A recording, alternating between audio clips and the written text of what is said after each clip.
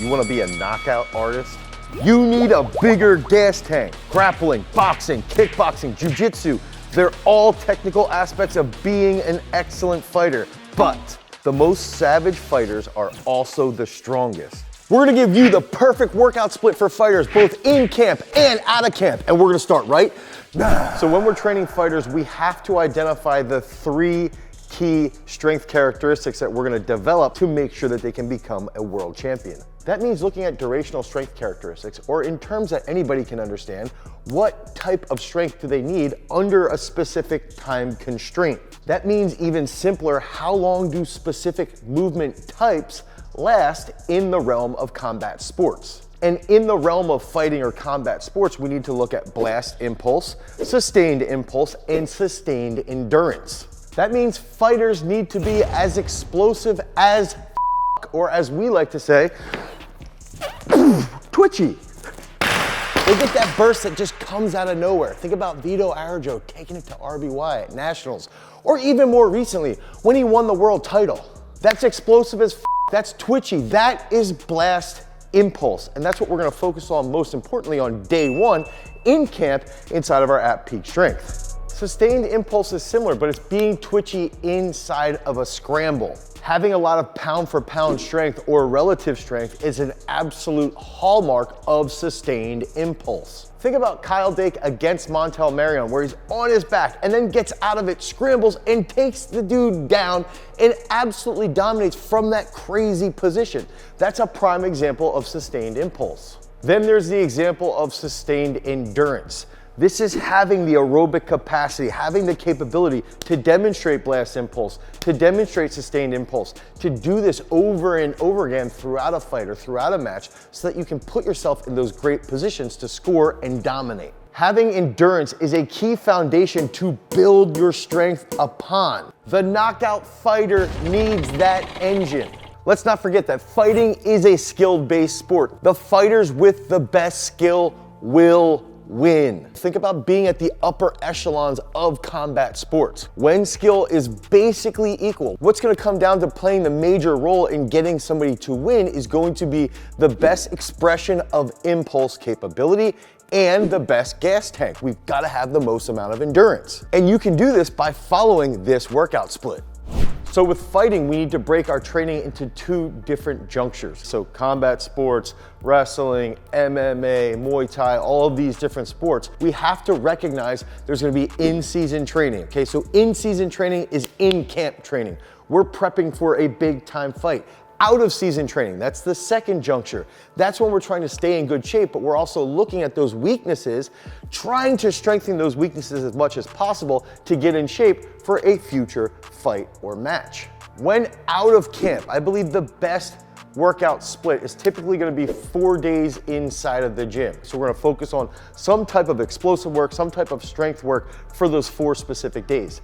But that does not encompass endurance-based training. The out-of-camp split looks like this. Day 1 is gonna be a leg power day. We wanna focus on gaining a large amount of strength and moving heavy weight fast. Think of a technical coordination exercise on these specific days. We wanna take something like a power snatch and move that as rapidly as possible. Think about Lyoto Machida, who used to do power snatches, moving that weight rapidly. And you may even want to do back squats.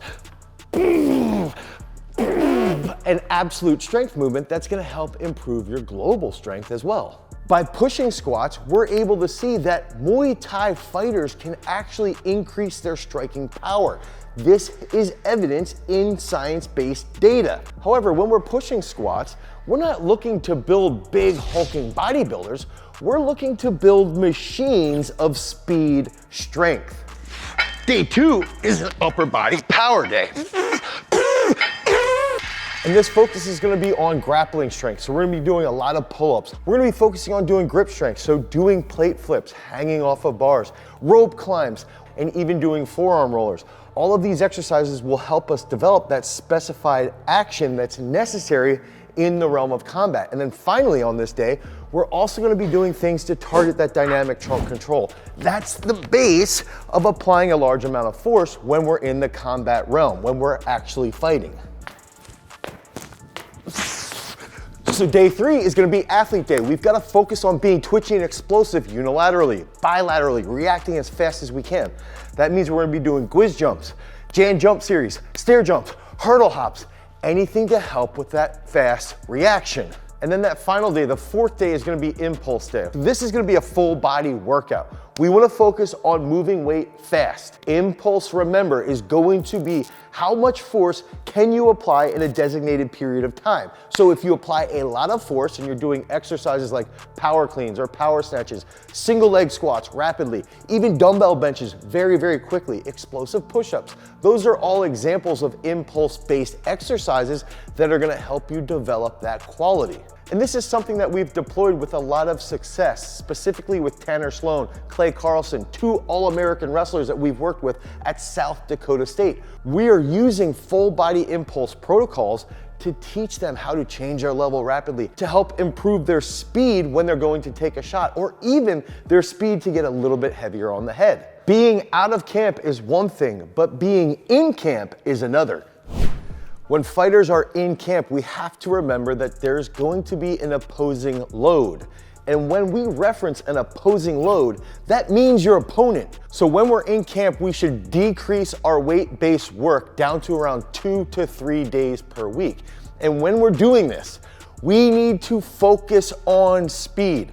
We need to have that focus in the weight room almost entirely around being twitchy. So when we're in camp, we're gonna want something like this. A training split that we can use to break down into 2 to 3 specific lifts. And if you're wondering what this is our Peak Strength app. We designed this with you fighters in mind. At any time throughout the year, you guys can get inside Peak Strength and start to develop that combat strength. If you're in camp, it will only program a 2 to 3 day split. And if you're out of camp, it'll program up to 5 days of strength training with specific exercises, sets, reps, and even weight recommendations. But let's take a closer look at your week of training. A big change with in-camp training comes with that day 1. So out of camp, day 1 is going to be more about that leg power day. But in camp, that day 1 becomes a lower body impulse day. Remember, we've got to focus on moving weight fast. That might be a speed-based workout where you're doing really fast power cleans, maybe unbroken single leg squats, anything along those lines. And the same thing is gonna happen on that upper body power day 2. So typically out of camp, it'll be a power day 2 for your upper body. You're gonna try to focus on gaining big time strength. In camp, we wanna focus on being fast. So we might do explosive dumbbell benches, we might do explosive pull-ups, rope climbs, anything along those lines that's gonna transfer really well into that combat zone. Remember, we have to focus on what fighters need. Being fast, being twitchy, while maintaining that overall absolute strength. And then day 3 is gonna remain the same. We have to be explosive. That's the big aspect around athlete day. Training speed from various angles unilaterally and bilaterally so that you can dominate your opponents. So there you have it, the perfect workout split in and out of camp. Dane, are you forgetting something? What about endurance? That's right, in most cases, your endurance work needs to be coordinated with the skills-based coach. If we're grappling, or if we're throwing punches, we're kicking, we're doing anything that involves striking, all of those things will have an impact on overall endurance. And if you remember the Peak Strength app from earlier in the video, you can select your combat sport of your choice. And you can let the app know if you're in or out of camp. You can even select the ideal number of days that you want to train. The perfect training split for fighting is directly at your fingertips. Easy access to free training that you can try for free by heading over to peakstrength.app, the Google Play Store, or the Apple iOS Store to get on that Peak Strength journey. However, LSD work is pretty easy to piece into this puzzle. For LSD work, let's try to get at least 60 to 100 total minutes per week with that range of training. And that means keeping our heart rate around 100 to 145 beats per minute. Don't go above that beats per minute. And another lower impact means of increasing your endurance can be done by getting that heat exposure. You can go into the sauna at 180 degrees Fahrenheit or higher, and that's gonna actually elevate your heart rate probably up to around 105 to 110 beats per minute. And that will indeed help your overall endurance by increasing your mitochondrial volume.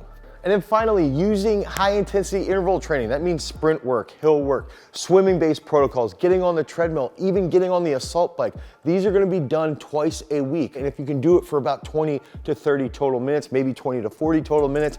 But one big factor here is that we've gotta pull this out of our training when we get 2 weeks out from a big fight. It may seem like a lot, but it's never easy being the freaking best in the world. Because remember, freaks, if you want to become a champion, you've always got to cultivate your power. Peace.